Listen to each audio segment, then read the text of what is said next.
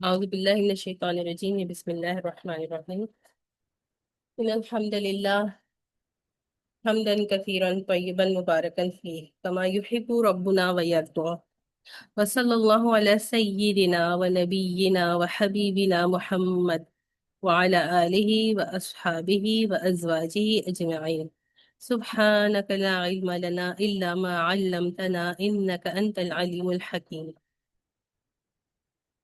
اللهم انفعنا بما علمتنا وعلمنا ما ينفعنا وزدنا علما اللهم إني أسألك علما نافعا ورزقا طيبا وعملا متقبلا اللهم إني أسألك حبك وحب من يحبك والعمل الذي يبلغني حبك آمين يا رب العالمين. جی عاصمہ.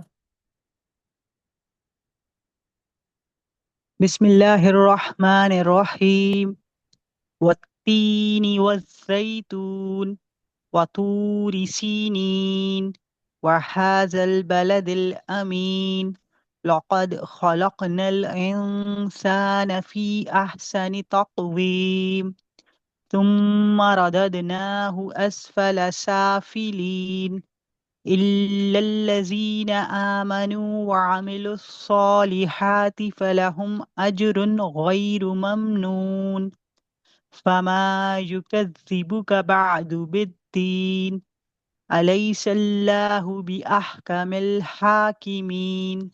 ٹھیک ہے الحمد للہ جزاک اللہ. آپ نے ریسیٹیشن کر لی ہمارے لیے.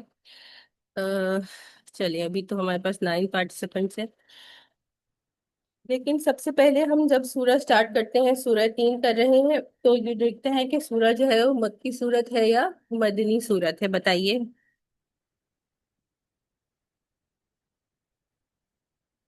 مکی ہے جی. مکی سورت ہے. جی ہاں جی، ہجرت سے پہلے نازل ہوئی ہے اور مکی سورت ہے. اچھا، اب یہاں سورت کا اسلوب دیکھیے. پہلی آیت دیکھیے، والتین والزیتون. تو سورت کا کیا اسلوب ہے کہ کس طرح سورت سٹارٹ ہو رہی ہے؟ قسم سے. قسموں کے ساتھ شروع ہو رہی ہے. جی ہاں، انشاءاللہ تعالیٰ یہ چیز دیکھتے ہیں. اچھا، ایک اور چیز یہ کہ شان نزول تو اس سورت کا کوئی مجھے نہیں ملا، تو ظہر سورت کا شان نزول نہیں ہوتا ہے. حدیث شریف میں کیا اس سورت کے بارے میں کچھ آیا ہے؟ تو ایک روایت ہے، ایک حدیث مبارکہ ہے براء بن عازب رضی اللہ عنہ کی. انہوں نے کہا کہ ایک مرتبہ میں نے رسول اللہ صلی اللہ علیہ وسلم کو سنا کہ آپ صلی اللہ علیہ وسلم نے عشاء کی نماز میں سورہ 3 کی تلاوت کی، اور پھر انہوں نے کہا کہ میں نے کبھی بھی اس سے بہتر تلاوت نہیں سنی تھی. یعنی کہ ظاہری بات ہے کہ آپ صلی اللہ علیہ وسلم سے بہتر تو کوئی تلاوت نہیں کر سکتا، لیکن خاص طور پر اس دن جو آپ نے سورہ 3 کی تلاوت کی تھی وہ بہت ہی زیادہ خوبصورت تھی. تو یہ ایک روایت ہمیں ملتی. اب اس طرح سے جیسے نائلہ نے ہمیں بتایا کہ سورت جو ہے وہ قسموں کے ساتھ شروع ہو رہی ہے، تو اس سے پہلے بھی ہم 2 صورتیں پڑھ چکے ہیں جو قسموں کے ساتھ شروع ہو رہی تھی. کون سی وہ صورتیں ہیں؟ ریمائنڈر دیجئے. اس سے پہلے ہم کون سی صورتیں کر چکے ہیں جو قسموں سے شروع ہوئی ہیں؟ ایک تو شاید سورہ دوحہ. سورہ دوحہ بھی ہم نے نہیں پڑھی سمیرا. سورہ عادیات اور سورہ العصر. ویری گڈ عاصمہ، بالکل ٹھیک الحمدللہ. جو صورتیں ہم نے پڑھ لی ہیں وہ سورہ عصر ہم نے پڑھ لی ہے اور سورۃ العادیات ہم نے پڑھ لی ہے، اور انشاءاللہ تعالیٰ 1-2 ویک میں ہم سورۃ الضحیٰ بھی کر لیں گے، لیکن ابھی ہم نے نہیں پڑھی. اچھا، تو قرآن میں ٹوٹل کتنی صورتیں ہیں جو قسم کے اسلوب سے شروع ہوتی ہیں یا اس طرح سے شروع ہوتی ہیں؟ والتین والزیتون والفجر. کسی کو پتہ ہے؟ بتائیے.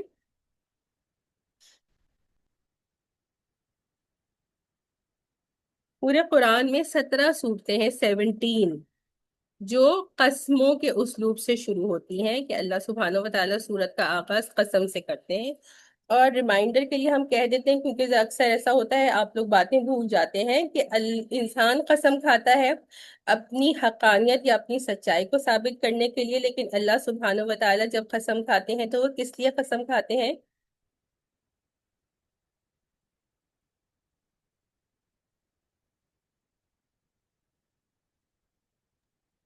جب کسی چیز کو ایمفیسائز کرتے ہیں جی یا ہاں، کسی چیز پہ زور ٹھیک ہے، ڈالنے کے لیے زیادہ. بالکل کہ آگے جو بات کی جا رہی ہے اس کی اہمیت کو بتلانے کے لیے یہ ایک اسلوب ہے قرآن کا کہ قسم کے ساتھ بات شروع کی جاتی ہے.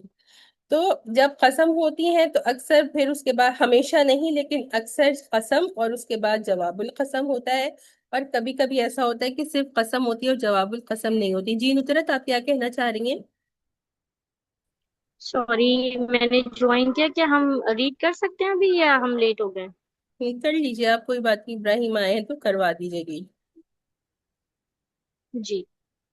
أعوذ بالله من الشيطان الرجيم بسم الله الرحمن الرحيم والتين والزيتون وطور سينين وهذا البلد الأمين لقد خلقنا الإنسان في أحسن تقويم ثم رددناه أسفل سافلين إلا الذين آمنوا وعملوا الصالحات فلهم أجر غير ممنون وما يكذبك بعد بالدين أليس الله بأحكم الحاكمين. جزاک اللہ ابراہیم. اب ہم واپس آ جاتے ہیں. بات کر رہے تھے کہ اکثر کیا ہوتا ہے جب قسم ہوتی ہے تو اس کے بعد جواب القسم بھی ہوتی ہے. تو یہاں اور کبھی کبھار ایسا بھی ہوتا ہے کہ صرف قسمیں ہوتی ہیں اور جواب القسم نہیں ہوتا. اس کے لیے علماء کرام کہتے ہیں کہ جواب القسم جو ہے وہ ہڈن ہے، معذوف ہے. لیکن یہاں پر جو ہے وہ قسم بھی ہے اور جواب القسم بھی ہے. تو بتائیے، آپ سب کے سامنے قرآن ہونا چاہیے. جیسے میں ہمیشہ کہتی ہوں، آپ نے قرآن میں دیکھیے اور بتائیے کہ قسمیں کتنی آیات میں ہیں.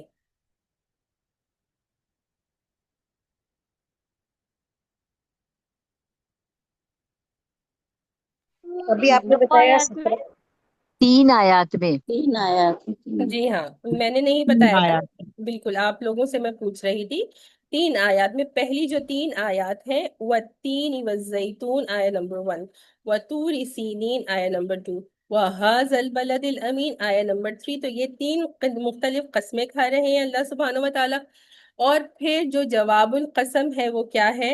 لَقَدْ خَلَقْنَا الْإِنسَانَ فِي أَحْسَنِ تَقْوِيمٍ. یہ جواب القسم ہے. جواب القسم ظاہری بات ہے کہ سب کو جو ہے وہ عربی نہیں آتی ہے، یا اگر آپ کے سامنے ترجمہ نہیں ہوگا تو شاید آپ کے لیے سمجھنا بھی مشکل ہو جائے، یا ترجمہ ہوتا بھی ہے تو پتہ نہیں چل سکتا. اچھا، تو جواب القسم کہاں پر ہے اور کہاں پر جواب القسم نہیں ہے؟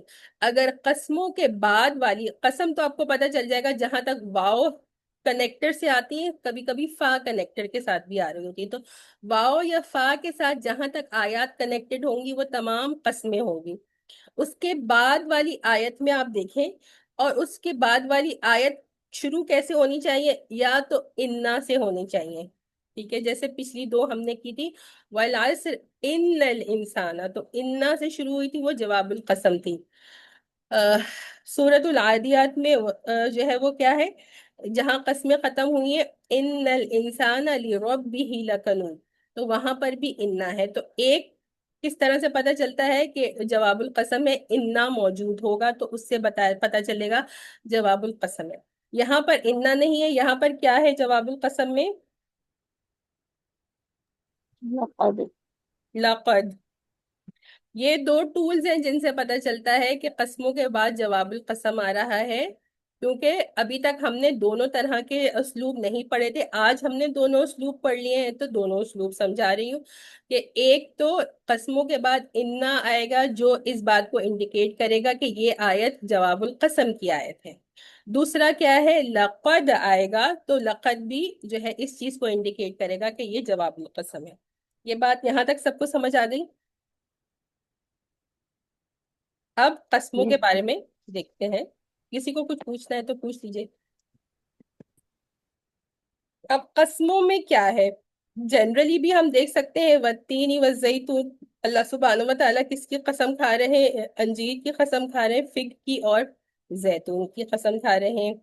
وطور سینین، اور صحرائے سینا کے پہاڑ طور کی. وَهَذَا الْبَلَدِ الْأَمِينَ، اور اس امن و امان والے شہر کی. اچھا، تو پہلی آیت میں کیا دیکھ لیتے ہیں کہ کیا ہے کہ یا تو کیا ہوگا اس کا بیسک جو اپیرنٹ میننگ نظر آ رہا ہے وہ کیا کہ اللہ سبحانہ و تعالیٰ قسم کس کی کھا رہے ہیں؟ انجیر کی کھا رہے ہیں اور زیتون کی کھا رہے ہیں، یا پھر ان کے درخت کی کھا رہے ہیں؟ کہ اگر ہم دیکھیں تو سب سے پہلے تو انجیر کے بارے میں دیکھتے ہیں. انجیر کے بارے میں آپ کو کیا پتا ہے؟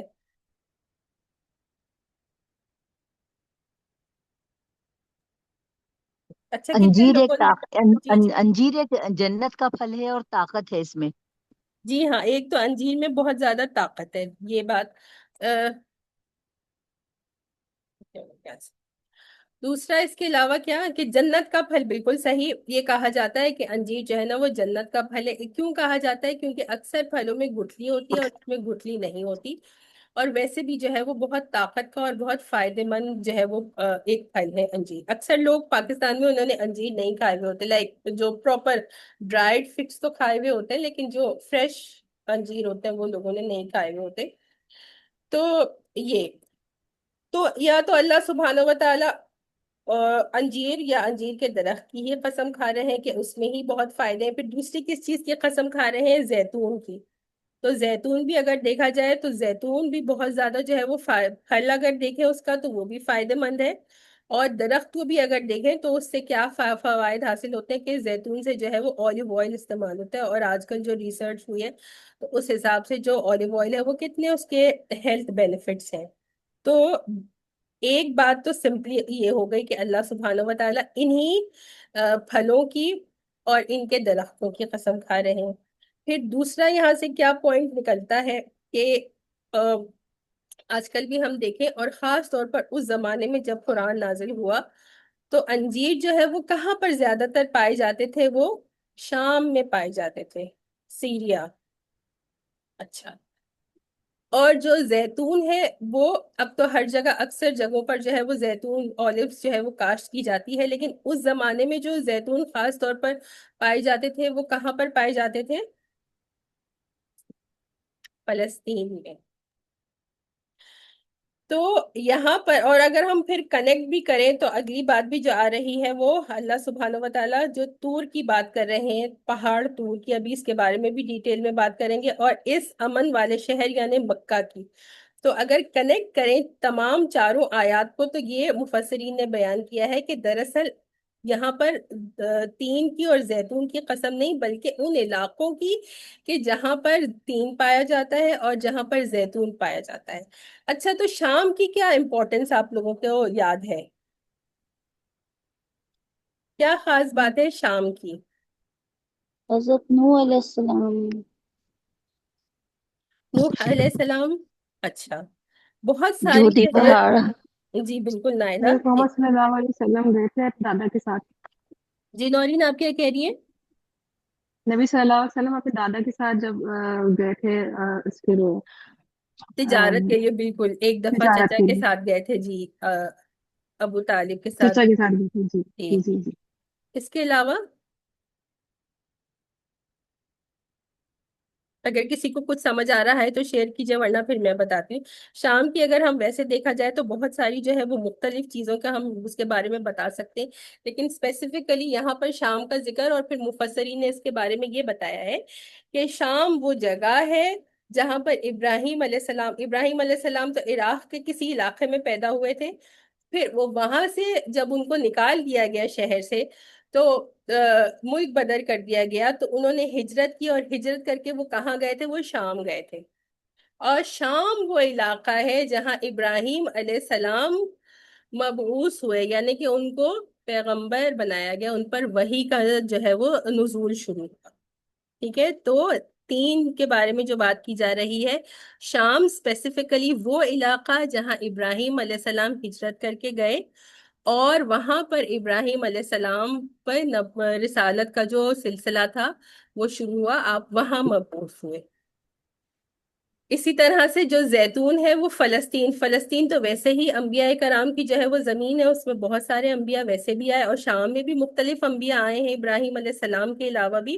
لیکن یہاں پر جو مفسرین کہہ رہے ہیں یہ کیا ہے؟ یہ وہ جگہ ہے فلسطین کہ جہاں کون پیدا ہوئے؟ عیسیٰ علیہ السلام پیدا ہوئے. اور عیسیٰ علیہ السلام نے اپنی زندگی بھی فلسطین کے علاقے میں ہی گزاری۔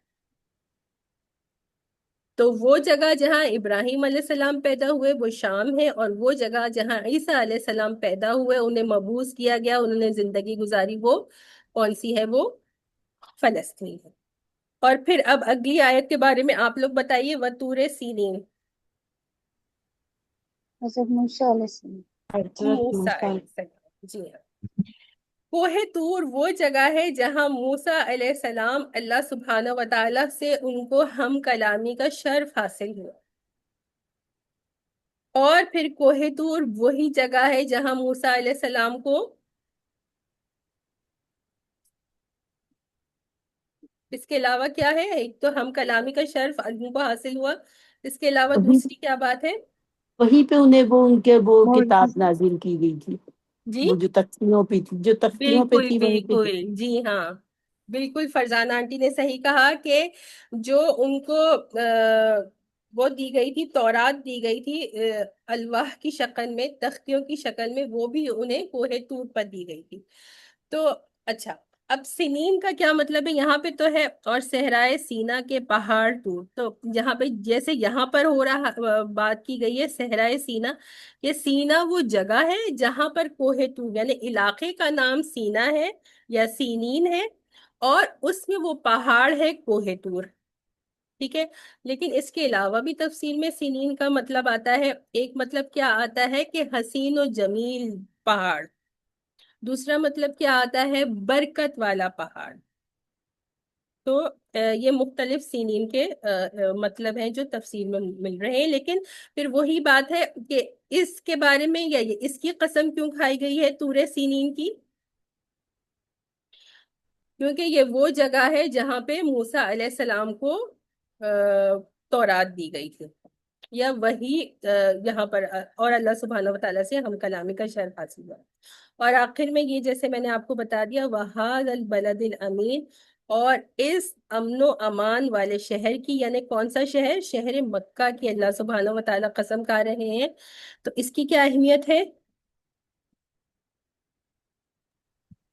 حضرت محمد صلی اللہ علیہ وسلم مبعوث ہوئے۔ حضور صلی اللہ علیہ وسلم پیدا ہوئے تھے یہاں۔ پیدا ہوئے تھے ایک تو وہاں پر بے شک، اس کے علاوہ نبوت بھی قرآن نازل ہوا تھا۔ جی آپ صلی اللہ علیہ وسلم نہ صرف شہر مکہ میں پیدا ہوئے تھے، بلکہ آپ صلی اللہ علیہ وسلم پر جو وحی کا سلسلہ ہے، یا آپ کو جس علاقے میں مبعوث کیا گیا، آپ کی بعثت شروع ہوئی، وہ مکہ کا ہی مقام ہے، وہ مکہ کا ہی شہر ہے۔ اور بلد الامین جو یہ کہا گیا، مکے کو یہ کیوں کہا گیا کہ اسلام سے پہلے بھی مکہ جو ہے وہ امین شہر تھا، اور پھر اسلام کے بعد بھی جو ہے وہ مکہ جو ہے وہ امن والا شہر، ایسا شہر کہ جو بھی اس شہر میں داخل ہو جاتا، وہ شخص جو ہے وہ امن میں آ جاتا، یا یہ شہر جو ہے وہ اس کی حفاظت کرنے والا بن جاتا۔ اچھا، اب ان تمام جو ہے وہ آیات کیا ہے؟ وہ یہی بات ہے کہ تمام جو ہے وہ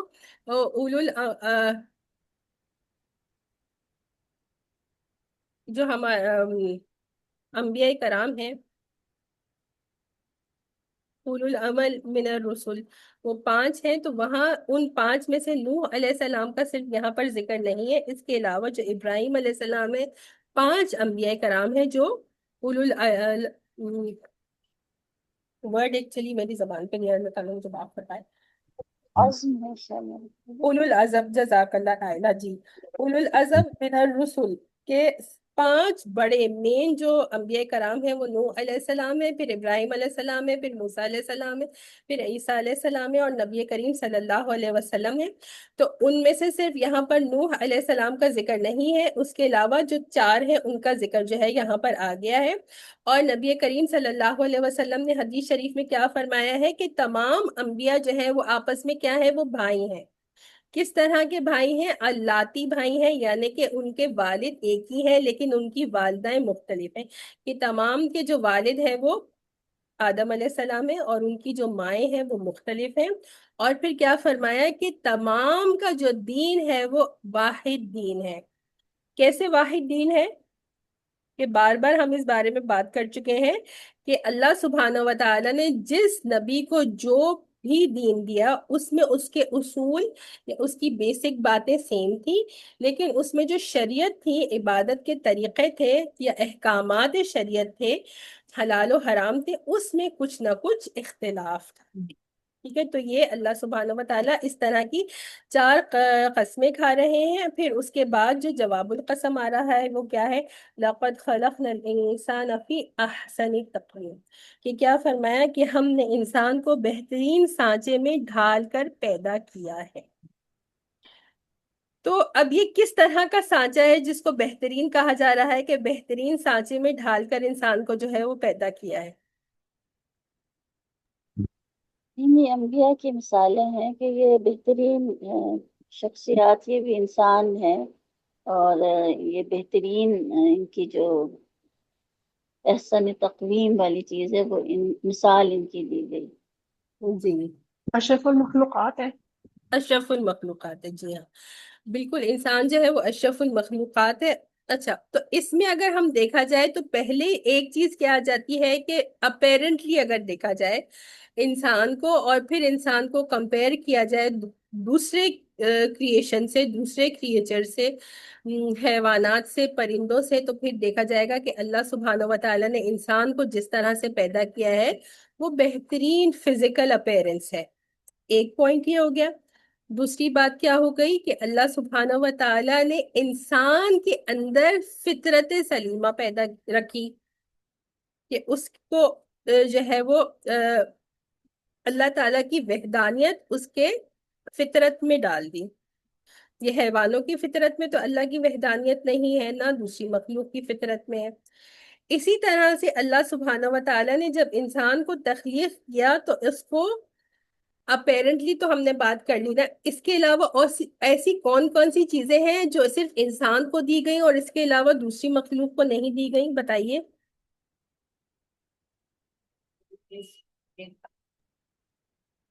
عقل و شعور ہے جو رائٹ اور عقل و رانگ شعور، کو پہچاننے کا جو ہے۔ لاسٹ اگر پچھلی آیت کی تفسیر آپ لوگ یاد کریں تو پھر آپ کو کیا پوائنٹ یاد آئے گا؟ سورہ علق میں جو پوائنٹ سب سے امپورٹنٹ تھا وہ کیا تھا؟ انسان کی فضیلت کس وجہ سے ہے؟ علم کی وجہ سے۔ علم کی وجہ سے ہے۔ تو اس کے بعد جو ہے وہ اپیرنس کے بعد علم آتا ہے، پھر اس کے بعد بولنے کی صلاحیت، دیکھنا اور سننے کی صلاحیت، پھر عقل و شعور ہونا، پھر فیصلے کرنے کی صلاحیت، پھر حکمت۔ تو وہ اس میں سے چند ایسی چیزیں، یعنی دیکھنے کی صلاحیت، سننے کی صلاحیت، فیصلہ کرنے کی صلاحیت، حکمت ہونا، علم ہونا، عقل کا ہونا، یہ کیا چیزیں ہیں؟ یہ اللہ سبحانہ و تعالیٰ کی صفات ہیں، اور ان صفات میں سے ایک اپنی صفت کا حصہ اللہ سبحانہ و تعالیٰ نے انسان کو دیا ہے۔ اس وجہ سے انسان جو ہے وہ احسنی تقویم، اور پھر اس کے ساتھ ساتھ کیا کہ اس کی فطرت میں اللہ سبحانہ و تعالیٰ نے اپنی وحدانیت کو ڈال دیا، تو جس کی وجہ سے انسان جو ہے وہ احسن تقویم ہے۔ یہاں تک بات ختم ہو گئی انشاءاللہ تعالیٰ۔ اب اگلی آیت دیکھیں گے جو آیت نمبر 5 ہے۔ آیت نمبر 5 کی مختلف جو ہے وہ تفاسیر ہے، تو 1 بائی 1 تمام تفاسیر سمجھاؤں گی انشاءاللہ۔ سب سے پہلے کیا ہے، اس کا ترجمہ دیکھ لیتے ہیں۔ ثم رددناہ اسفل سافلین، پھر ہم اسے پستی والوں میں سے سب سے زیادہ نچلی حالت کر دیتے ہیں۔ ٹھیک ہے، تو فرسٹ ہم نے کیا دیکھا تھا؟ انسان کو جو کہا کہ وہ کیا ہے، احسن تقویم ہے، تو اس کو ہم نے کیا کہا تھا کہ اپیرنٹلی کہا تھا نا کہ دیکھنے کے حساب سے انسان، تو اسی تفسیر کو پہلے لے کر چلتے کہ دیکھنے کے حساب سے انسان جب احسن تقویم ہے تو پھر کیا ہوتا ہے؟ جب انسان بوڑھا ہوتا ہے تو کیا ہو جاتا ہے؟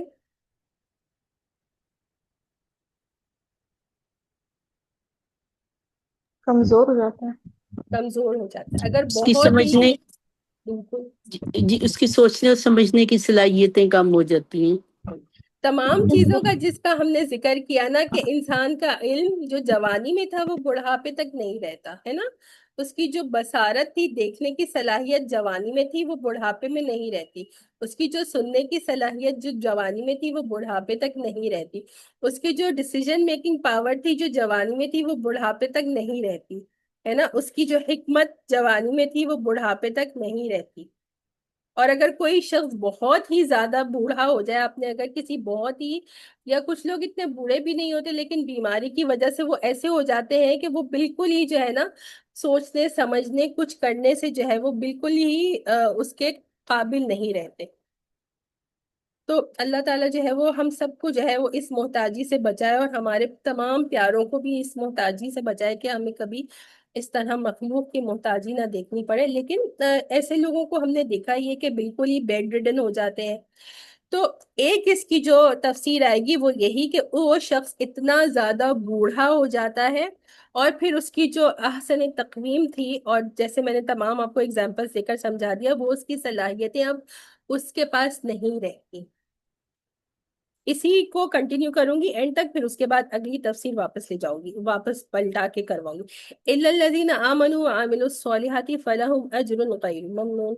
سوائے ان لوگوں کے جو ایمان لائے اور انہوں نے نیک عمل کیے، تو ان کو ایسا اجر ملے گا جو کبھی ختم نہیں ہوگا، ہمیشہ رہنے والا. تو جو ایمان والے لوگ ہیں اور جو عمل صالح کرنے والے لوگ ہیں، تو ان کے لیے ایسا اجر ہے کہ جو کبھی ختم نہیں ہوگا، جو ہمیشہ رہے گا. اچھا، تو اب یہ والی آیت دیکھ لیتے. تو اب اس کی کیا آپ کو لاجک سمجھ میں آ رہی ہے، یا ان دونوں آیتوں کا کیا کنیکشن سمجھ میں آ رہا ہے؟ کہ کیا ایسا ہوگا کہ ایمان والے اور عمل صالح کرنے والے لوگ کبھی بوڑھے نہیں ہوں گے؟ ایسا تو نہیں ہے نا. ہم اپنے آبزرویشن سے دیکھتے ہیں کہ ایمان والے جو لوگ ہوتے ہیں اور نیک عمل کرنے والے لوگ ہوتے ہیں، بڑھاپا تو ہر انسان کو آتا ہے. ہاں، کچھ لوگوں کے ساتھ ایسا ہوتا ہے کہ وہ بوڑھے ہونے سے پہلے ہی دنیا سے چلے جاتے ہیں، ان کی موت کا وقت پہلے لکھا ہوا ہوتا ہے. تو پھر یہاں پہ کیا مطلب ہے؟ اس میں مجھے جو میں نے جہاں پڑھا تھا اس میں یہ تھا کہ وہ جو نیک کام انہوں نے اپنی اچھی جوانی میں کیے ہیں، وہ بڑھاپے میں بھی ان کو اگر نہ بھی کر سکے تو اس کا ثواب ملتا رہتا ہے. بالکل. یہی حضرت انس بن مالک رضی اللہ عنہ کی روایت ہے کہ رسول اللہ صلی اللہ علیہ وسلم نے فرمایا کہ جب کوئی انسان جو ہے وہ بوڑھا ہو جاتا ہے یا بیمار ہو جاتا ہے اور وہ نیک عمل کرنے سے قاصر ہے، وہ نیک اعمال کے جو اس نے اپنی جوانی میں کیے تھے یا اپنی حالت صحت میں کیے تھے، تو اللہ سبحانہ و تعالیٰ ایک فرشتے کو مقرر فرما دیتے ہیں کہ وہ فرشتہ اس شخص کے لیے وہی اجر لکھتا رہے کہ جو اعمال وہ اپنی جوانی میں کرتا تھا یا اپنی صحت کی حالت میں کرتا تھا.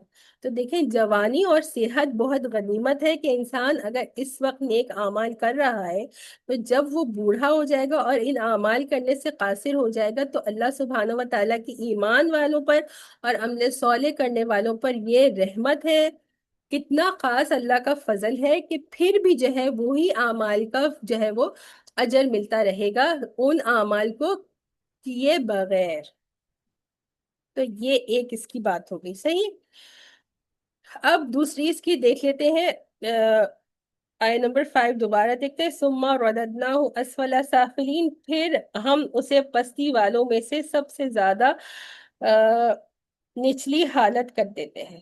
یعنی کہ کیا ہے کہ اللہ سبحانہ و تعالیٰ نے تو انسان کو کیا بنایا ہے؟ احسن تقویم، ہے نا. انسان کو جو ہے وہ بہترین سانچے میں اور بہترین حالت میں بنایا ہے. لیکن انسان کیا کرتا ہے؟ پیچھے کیا کنیکشن ہے؟ وہی ہے. تو وہی کی تکذیب کر کے، اللہ کے احکامات کو جھٹلا کر انسان اسفلا سافلین. یہاں پہ پھر اسفلا کیا ہو جائیں گے؟ یہاں پر تمام جو ہے وہ درندے اور حیوانات ہو جائیں گے، ان سے بھی نچلا ہو جاتا ہے. شیاطین بھی اسفلا سافلین میں ہو جائیں گے کہ انسان جو ہے وہ شیاطین سے بھی زیادہ جو ہے وہ بدتر ہو جاتا ہے، ان سے بھی زیادہ ذلیل اور ان سے بھی زیادہ جو ہے وہ بری حرکات کرنے والا ہو جاتا ہے. دیکھیں، اسپیسیفکلی ہم بہت سی باتوں کے بارے میں بات نہیں کر سکتے، لیکن ابھی جب ہم میڈیا پر دیکھتے ہیں اور نیوز ہم سنتے ہیں، تو کتنے سارے انسیڈنٹس ہیں جن کو ہم دیکھ کر ہمیں یہی بات ذہن میں آتی ہے کہ یہ انسان تو جانوروں سے بھی بدتر ہے، یہ انسان تو کیا ہے؟ شیطان سے بھی بدتر ہے. میری امی کبھی کبھی کہتی ہیں کہ اس شخص سے تو شیطان بھی پناہ مانگے گا. تو یقینی طور پر ہم ایسی اگزامپلس دیکھ رہے ہوتے ہیں کہ لوگوں کی ایسی حرکتیں ہیں کہ جو درندگی کی بھی جو ہے وہ حد سے تجاوز کر جاتے ہیں، درندوں کو بھی جو ہے جانوروں کو بھی پیچھے چھوڑ. اور پھر وہی جب ہم اس کو اگلی آیت سے کنیکٹ کریں گے کہ اِلَّا الَّذِينَ آمَنُوا وَعَمِلُوا الصَّالِحَاتِ فَلَهُمْ أَجْرٌ غَيْرُ مَمْنُونٍ، کے سوائے وہ لوگ کہ جو ایمان لے آئے اور انہوں نے عمل صالح کیے، کہ جب وہ ایمان لے آئے تو پھر جو اللہ کی وحی تھی اور اللہ کی جو شریعت تھی اس پر وہ ایمان لائے اور اس کو وہ فالو کرنے والے ہو گئے، تو ان کے لیے کیا ہے؟ ایک ایسا اجر ہے جو کہ کبھی ختم نہیں ہوگا. دونوں تفاسیر سمجھ آئیں؟ پہلا ہم نے کیا کہا کہ فزیکلی انسان بوڑھا ہو جاتا ہے، اور دوسری بات ہم نے کیا کی بتائیے؟ نفس پہ قابو نہیں رہتا اس کا. بالکل نفس پر قابو نہیں رکھ سکتا، اپنی شہوت کے ہاتھوں، اپنے نفس کے ہاتھوں جو ہے وہ اتنا نچلی اور گھٹیا حرکتیں کرنے والا ہو جاتا ہے کہ جس کے لیے ثم رددناہ اسفل سافلین. یہ بات. اور تیسری اس کی تفسیر کیا ہوگی کہ یہاں پر جو ہے وہ امام ابن قیم نے اس کی یہ تفسیر کی ہے کہ اسفل سافلین کا کیا مطلب ہے؟ سجین. یعنی کہ میں نے بار بار آپ کو بتایا ہے کہ جہنم کے بھی جو ہے وہ مختلف درکات ہیں، لیولز ہیں، درکات. تو اسفل سافلین وہ اتنی برائی کرنے والا شخص ہو جاتا ہے کہ وہ جو جہنم کا نچلا ترین درجہ ہے وہاں تک پہنچ جاتا ہے. سوائے پھر وہی بات آ گئی اِلَّا الَّذِينَ آمَنُوا وَعَمِلُوا الصَّالِحَاتِ، سوائے ان لوگوں کے جو ایمان لائے اور انہوں نے عمل صالح کی. استغفر اللہ. چلو دوبارہ ایک منٹ دوبارہ اسکرین. تو ظاہری بات ہے کہ جہنم کا نچلے درجات ان لوگوں کے لیے ہیں کہ جو وحی کو جھٹلاتے ہیں، حق کو جھٹلاتے ہیں، پیغمبروں کو جھٹلاتے ہیں، اور پھر جو ہے وہ اپنی گناہوں میں مبتلا ہی رہتے ہیں. تو ان کے لیے اسفل سافلین ہے. اِلَّا الَّذِينَ آمَنُوا وَعَمِلُوا الصَّالِحَاتِ، اور وہ لوگ جنہوں نے وحی کو قبول کیا، حق کو قبول کیا اور پیغمبروں کی اتباع کی، تو ان لوگوں کے لیے اجر غیر ممنون ہے، ایسا اجر ہے جو کہ کبھی ختم نہیں ہوتا. تو یہ تین تفاسیر میں نے آپ کو اس کی بتا دی. الحمدللہ.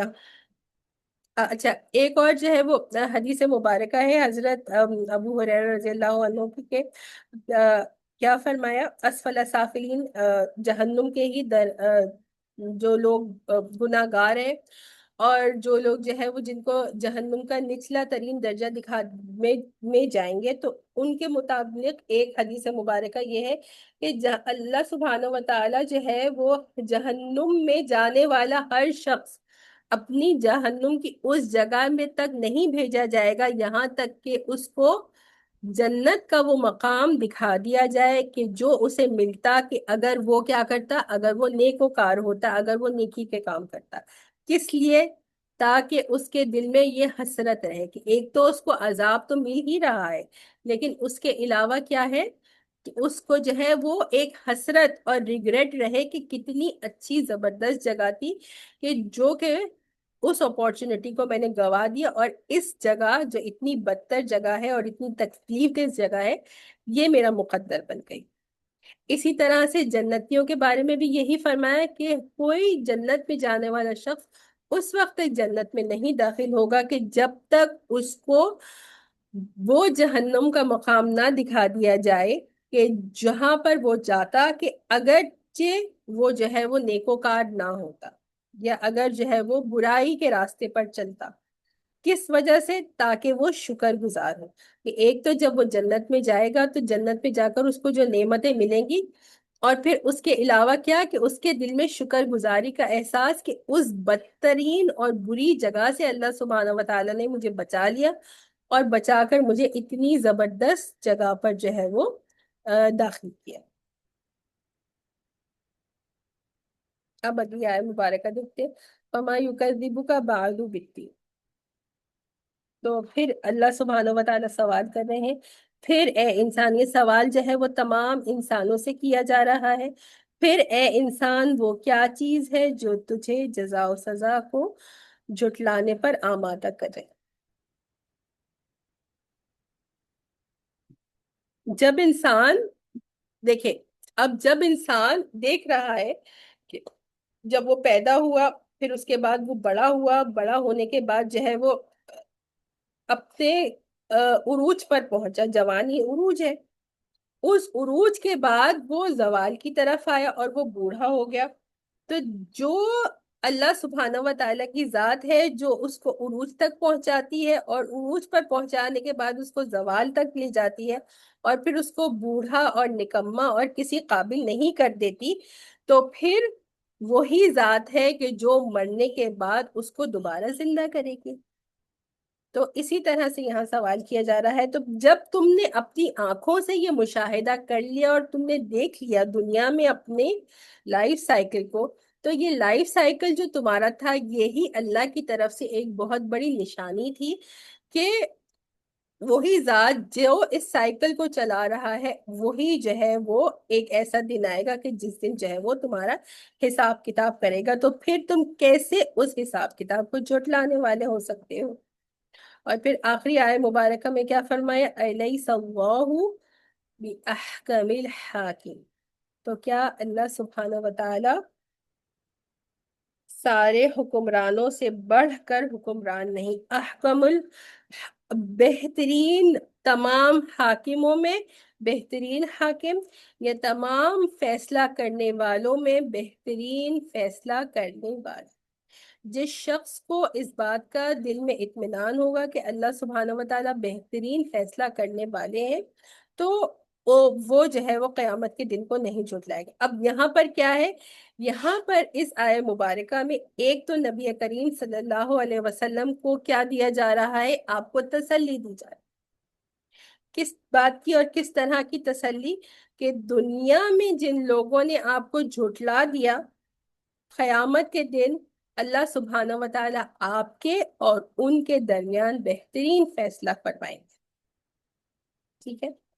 اسی طرح سے اسی آیہ مبارکہ میں ایک اور چیز کیا ہے کہ جو جھٹلانے والے ہیں ان کے لیے ڈراوا اور وعید ہے کہ کیا اللہ سبحانہ و تعالیٰ بہترین فیصلہ کرنے والے نہیں ہیں؟ بے شک اللہ سبحانہ و تعالیٰ بہترین فیصلہ کرنے والے ہیں. تو پھر تم اپنے آپ کو جو ہے وہ کیوں ایسی سچویشن میں ڈالتے ہو کہ تمہارے خلاف قیامت کے دن جو ہے وہ فیصلہ کیا جائے؟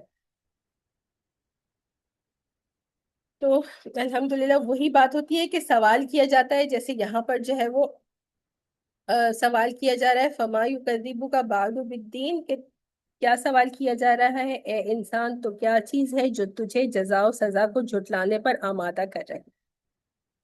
سوال تو ہے لیکن دراصل یہ سوال نہیں ہے. نفی یہاں پر کس چیز کے لیے جاری؟ انکاری، کہ تمہیں کوئی حق نہیں پہنچتا اور اگر تم عقل مند ہو تو تمہیں کسی صورت میں بھی جھٹلانا نہیں چاہیے.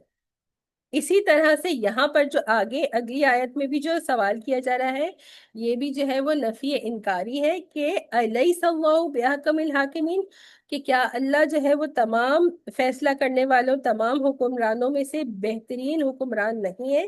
تو یعنی کہ یقیناً اللہ سبحانہ و تعالیٰ تمام حاکموں میں بہترین حکمران ہے.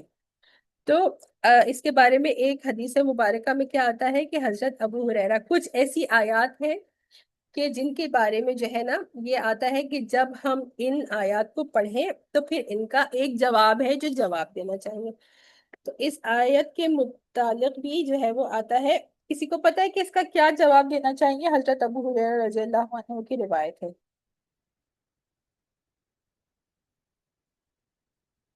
اچھا، اردو میں ہی آپ بتائیے کہ آپ کا اس کو کیا جواب دینا چاہیے جو سوال کیا جا رہا ہے کہ کیا اللہ سبحانہ و تعالیٰ تمام حکمرانوں سے بڑھ کر حکمران نہیں ہے؟ تو آپ اردو میں اس کا کیا جواب دیں گی؟ بے شک اللہ تمام حکمرانوں سے بہتر حکمران ہے. بالکل، بے شک اللہ سبحانہ و تعالیٰ جو ہے وہ اب اردو میں یہ بات کہہ سکتی ہیں. اور عربی میں حضرت ابو ہریرہ رضی اللہ عنہ کی کیا روایت ہے کہ اس کا جواب کیا دینا ہے؟ بلا وَأَنَا عَلَى ذَلِكَ مِنَ الشَّاهِدِينَ، کہ کیوں نہیں، اور میں اس پر گواہ ہوں. اس پر گواہ ہوں یعنی کہ اس بات پر گواہ ہوں کہ اللہ سبحانہ و تعالی تمام حکمرانوں میں بہترین حکمران ہیں یا سب سے اچھے حکمران. ایک اور دفعہ بتا دیتی ہوں، یہ پڑھنا کوئی جو ہے وہ فرض یا واجب نہیں ہے، لیکن اگر آپ پڑھ لیں تو یہ مستحب ہے، کیونکہ حدیث شریف میں آ رہا ہے بلا وَأَنَا عَلَى ذَلِكَ مِنَ الشَّاهِدِينَ. بلا وَأَنَا عَلَى ذَلِكَ مِنَ الشَّاهِدِينَ. تو الحمدللہ یہاں تک جو ہے وہ اس کی تفسیر میرے دماغ میں جتنے نکات تھے وہ میں نے آپ کے ساتھ شیئر کر دیا. اگر آپ کو لگ رہا ہے کہ مجھ سے کوئی نکتہ رہ گیا تو آپ بتا سکتے ہیں، یا اگر کوئی سوال پوچھنا ہے تو آپ پوچھ سکتے ہیں.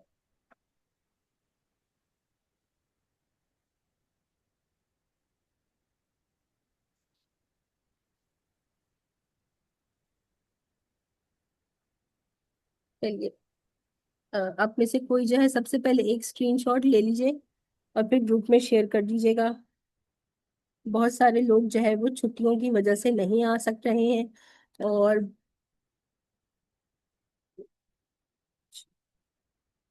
میں ریکارڈنگ سٹاپ کر دیتی ہوں.